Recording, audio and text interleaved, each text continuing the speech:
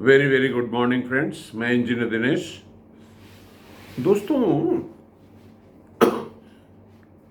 बहुत सारे curious suggestions और सवाल आ रहे हैं।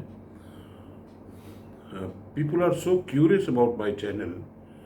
दे want to know who I am, how I have come on this platform. तो इन सब बातों को छोड़िए। मेरा जो विज़न है वो ये है कि जो बच्चे हमारे कंपटीशन की तैयारी में, कॉम्पिटिटिव एग्ज़ाम्स में अपने जीवन का एक लंबा समय खपा दिए हैं और जैसे सिविल सर्विसेज में उनके सारे चांसेस ख़त्म हो गए हैं, फिर वो अचानक से निराश हो जाते हैं कि अब हम क्या करेंगे। अरे भाई, मेरे इस चैनल का यही उद्देश्य ही है। एक सज्जन ने प्रश्न पूछा है कि please guide me about the how to make up the career loss of 5 years I made in the civil services exam, the failure. देखिए, मेरा चैनल का मुख्य उद्देश्य ही है आप जैसे लोगों के इशू को एड्रेस करना। This is my vision. My vision is not to motivate you to become the civil servant, because I know that the seats are limited. So even if I don't motivate, those 1,000 people will get there. तो भाई, vision तो ये होना चाहिए कि 10 लाख में से 1,000 लोगों को मिल गया तो बाकी 9,99,000 लोग जो हैं उनके बारे में क्या विजन है, उनके बारे में हमारी दृष्टि क्या होनी चाहिए। मेरी दृष्टि बड़ी पॉजिटिव है। देखिए, मैं अपने एक दोस्त से चर्चा कर रहा था कि मेरी दृष्टि में तो ये फेल्ड बॉयज हैं who could not make it, और उनका जो आईक्यू लेवल है वो पास वाले बॉयज से कहीं कम नहीं है। क्योंकि भाई देखिए, जब 10 लाख लोग परीक्षा देंगे तो उसमें कुछ लोग फेल होंगे, कुछ लोग पास होंगे, ज़्यादातर लोग फेल होंगे। लेकिन फेल होने का मतलब ये नहीं है कि वो कॉम्पिटिटिव एग्ज़ाम में फेल हुए, कहा कि 1-2 नंबर से इतना फ़र्क पड़ जा रहा है तो इसका मतलब उनके आईक्यू लेवल में, मेरे हिसाब से तो उनकी आईक्यू लेवल सबकी 100 से ऊपर है जो वहाँ तक फाइनल एग्ज़ाम तक पहुँच जाते हैं। तो अगर आपकी आईक्यू लेवल 100 के ऊपर है और फिर आप सोच रहे हैं कि हम क्या करेंगे। 140 करोड़ लोगों का देश है, सबको रोटी कपड़ा और मकान चाहिए, सबको शिक्षा स्वास्थ्य चाहिए, सबको एंटरटेनमेंट चाहिए। अभी देखिए, मुझे बड़ी हंसी आ रही है कि मैं बहुत सारे इंजीनियर्स को देख रहा हूँ, बहुत सारे आईआईटीएन को, कि और not only boys, girls also, जो कि हास्य कलाकार हो गए हैं। मतलब वो स्टेज शो कर रहे हैं, चुटकुले सुना रहे हैं, कहानियां सुना रहे हैं, and they are enjoying life. तो इतना सारा काम है। मैं आपको बताऊं कि when I was in Bombay, in those days it was known as Bombay. तो मुंबई कहने में मुझे बड़ा अटपटा सा लगता है, लेकिन चलिए मुंबई कह देते हैं, नहीं तो कुछ लोगों को बुरा लगेगा। तो जब मैं मुंबई में था एटॉमिक एनर्जी में, तो मेरी सुबह की जो यात्रा होती थी शुरू, वो बहुत जल्दी 7 बजे शुरू करनी पड़ती थी। मैं बोरीवली में रहता था और जाना रहता था मुझको कोलाबा, जहाँ पे कि एटॉमिक एनर्जी के ऑफिसेस थे, प्रोजेक्ट के offices. In fact my office was just in front of Tata institute of fundamental research. और आपको जान के आश्चर्य होगा कि Tata institute of fundamental research was a part of atomic energy. This is the best example of public private partnership. तो दिल्ली में Tata institute of फंडा रिसर्च के सामने से गुजरता था TIFR। तो मैं आपको ये सुनाना चाहता हूँ कि वहाँ जब मैं कोलाबा स्टेशन पे उतरता था ट्रेन से, तो वहाँ पे एटॉमिक एनर्जी की बसेस लगी होती, तो उससे हम लोग जाते थे कोलाबा। तो रेलवे स्टेशन से उतरते ही जो एग्जिट गेट से बाहर आप निकलेंगे तो सड़क के किनारे एक ठेले वाला था जो नींबू पानी बेचता था। ये बात मैं बता रहा हूँ 1974 क्या 75 75। तो मैं उसके यहाँ, क्योंकि बॉम्बे में माइस ह्यूमिडिटी होती, गर्मी होती है, तो ट्रेन से उतरने के बाद उसका पानी मैं नींबू का पीता था। उसमें थोड़ा नींबू डालता था, नमक डालता था, बहुत कोल्ड नहीं करके, नॉर्मल टेम्परेचर में। और मुझे अच्छी तरह से याद तो नहीं है, लेकिन मेरे ख्याल से वो पानी बेचता था उसमें 1 रुपये या 50 पैसे का। और आपको ये जान के आश्चर्य होगा कि साल भर बाद मैंने उससे पूछ ही लिया यार कि दिन भर की तुम्हारी कमाई क्या है। तो जो उसने बताया, हालांकि मुझे लगता है छुपाया भी होगा, उस दौर में उसने बताया कि 1000 रुपीज। और उस समय मेरी सैलरी एटॉमिक एनर्जी में as a class 1 officer it was 750 rupees. That means he was making more money than a nuclear engineer. At least my 40 days salary he used to my 35 yes 40 days salary he was making in a day. तो कहने का मतलब ये है कि 140, और ये हुआ कैसे हुआ? इसलिए कि बॉम्बे उस रेलवे स्टेशन पे जो है टर्नओवर ऑफ पीपुल इतना ज़्यादा था, इतने लोग उतरते थे ट्रेन से कि सुबह से शाम तक कितने लोग नींबू पानी पीते होंगे। मेरा कहने का मतलब ये है कि आपके पास आपका आईक्यू लेवल 100 से ऊपर है, आप स्मार्ट हैं फिजिकली मेंटली सब कुछ, और आप 5 साल तक बिना किसी काम के सिर्फ प्रिपरेशन किए हैं। Of course you have wasted your time 5 years that will never come back. वो जिंदगी के जो समय निकल गया वो तो वापस नहीं आएगा। और किसके विजन में आप बहक गए कि 5 साल आपने वहाँ गुजार दिया, कुछ लोगों ने 10 साल गुजारा, उसमें मैं नहीं जाना चाहता। लेकिन मैं प्रेजेंट की बात कर रहा हूँ कि आपका आईक्यू लेवल 100 से ऊपर है, फिजिकली फिट है, 140 करोड़ लोगों का देश है, और आप कह रहे हैं कि हम करेंगे क्या। मैंने नींबू पानी वाले का एग्जाम्पल इसलिए बताया कि कुछ नहीं करेंगे तो नींबू पानी तो बॉम्बे बेटी में या किसी और जगह पे आप बेच ही सकते हैं। अच्छा, कोई काम करने में हमको शर्म क्यों आए?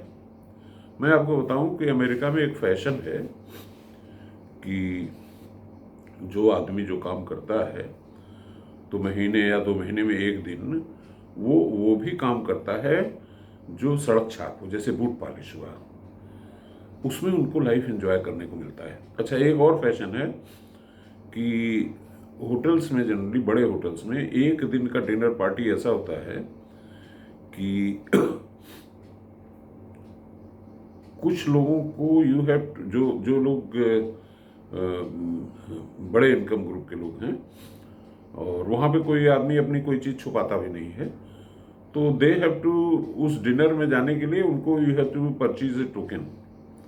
और आपके इनकम ग्रुप के हिसाब से ही बड़े इनकम ग्रुप के लिए वो टोकन बहुत महंगा होता है।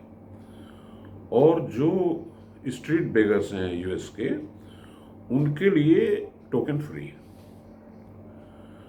और उसके बाद होता क्या है कि जब आप अंदर घुसते हैं तो डाइनिंग टेबल पे स्ट्रीट बेगर्स बैठे होते हैं, और ये जो महंगे टोकन वाले हैं जमीन पे जो है कारपेट पे या पत्तल पे बैठ के खाना खा रहे हैं या स्टूल पे बैठे हैं, और उनको डाइनिंग टेबल वालों को बहुत अच्छी क्वालिटी का फूड और ज़मीन पे बैठने वालों को रफ फूड मिलता है। तो this is how you enjoy life. मतलब मुझे तो बड़ा अफसोस हुआ, हालांकि मैं सब्जेक्ट से थोड़ा बहक रहा हूँ, लेकिन ज़रूरी है कि एक हमारे सर जी कल भाषण दे रहे थे कि आईएएस बनने का मज़ा कलेक्टर बनने में नहीं है। कलेक्टर तो आप 5 ही 6 साल बनते हैं, मज़ा है सचिव बनने में, सेक्रेटरी, मतलब बाबू। अरे भाई, इन बच्चों को आप क्यों प्रेरित कर रहे हो कलेक्टर बनाने के लिए, आईएएस बनाने के लिए? ये तो बन ही जाएंगे ना। जब 1000 वैकेंसी है तो तुम्हारे पढ़ाए बगैर नहीं बन जाएंगे 1000 लोग। तो मेरा विजन दूसरा है, मेरी दृष्टि दूसरी है। अगर आपने दृष्टि नाम रखा है या विजन नाम रखा है तो उसमें कुछ तो विजन होना चाहिए।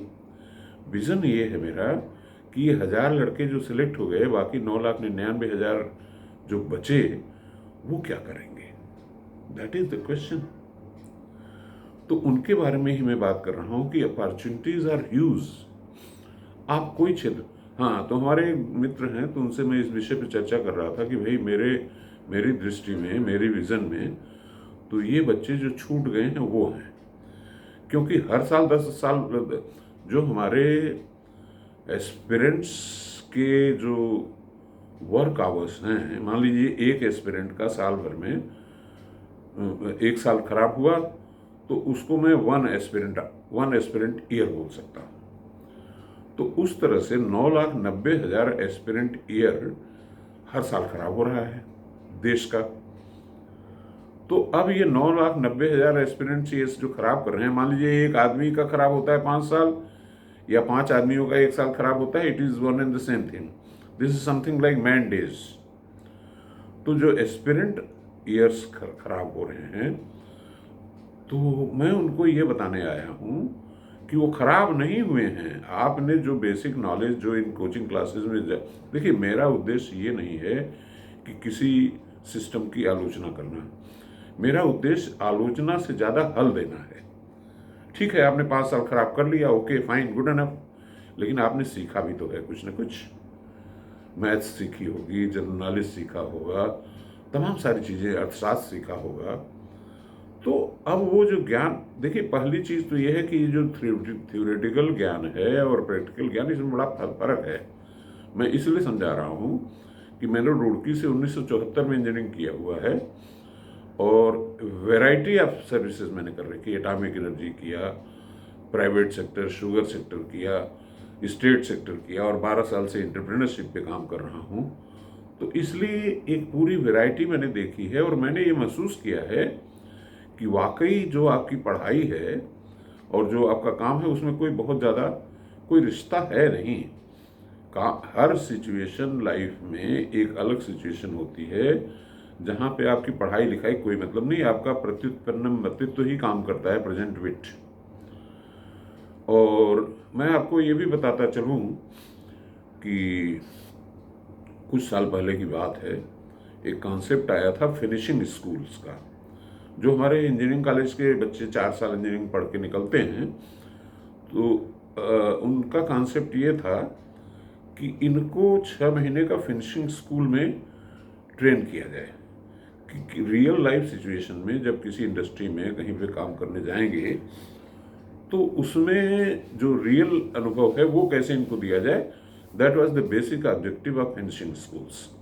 अच्छा, इसी तरह का कॉन्सेप्ट जर्मनी में है कि बहुत शुरुआती दौर से ही बच्चों को वोकेशनल ट्रेनिंग में भेजते हैं।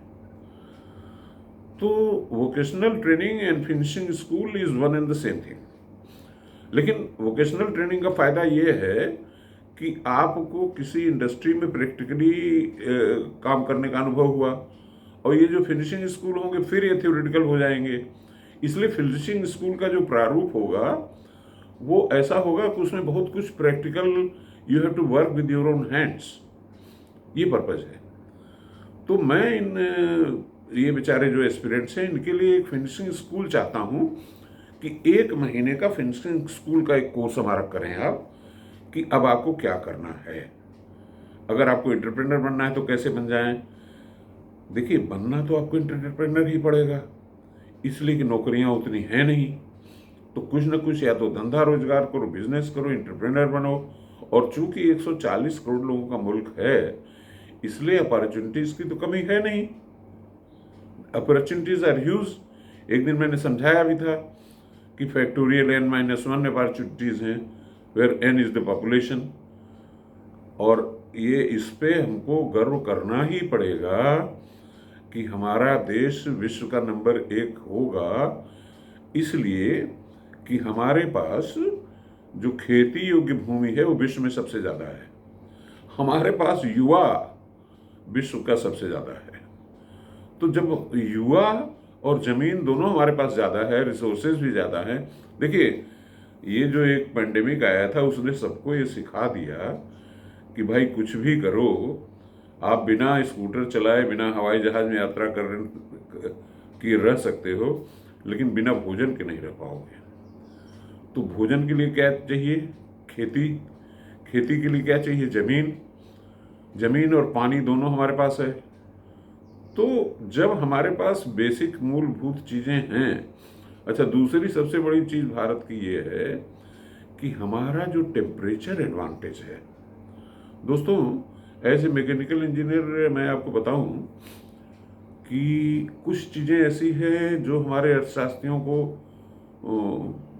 मेरे ख्याल से पढ़ना पड़ेगा उन्हें। सबसे बड़ा एडवांटेज भारत का है टेम्परेचर एडवांटेज। देखिए, ऐसा है कि अगर मान लीजिए कि गर्मियों में तापक्रम सपोज कीजिए कि 35 डिग्री है, तो उसको कूल करने के लिए एक कूलर चाहिए होता है, डिजर्ट कूलर, खास तौर से जब ड्राई एयर हो।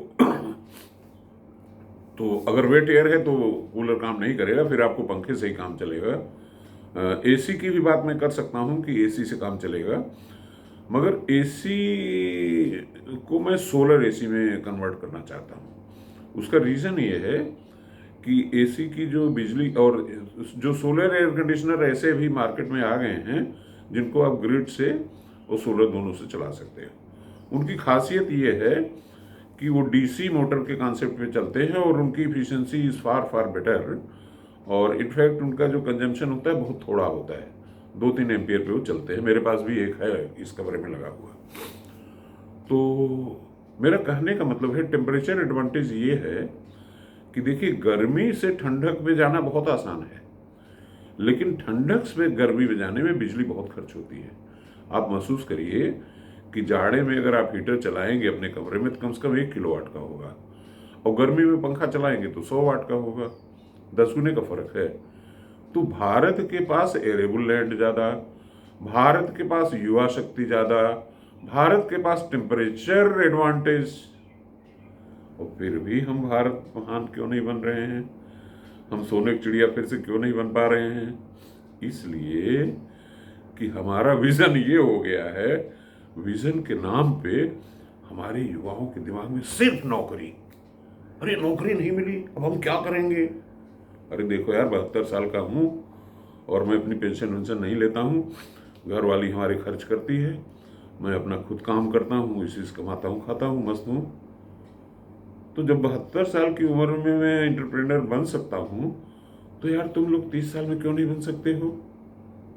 अब बनोगे कैसे, कि करोगे क्या, वो सब इस प्लेटफॉर्म पे हम बताएंगे। इसलिए मैं आज का ये लेक्चर में उस अपने दोस्त को एड्रेस कर रहा हूँ जिसने कहा कि 5 साल बर्बाद हो गए, कैरियर लॉस हो गया, तो मैं क्या करूँ? अरे कुछ नहीं बर्बाद हुआ है।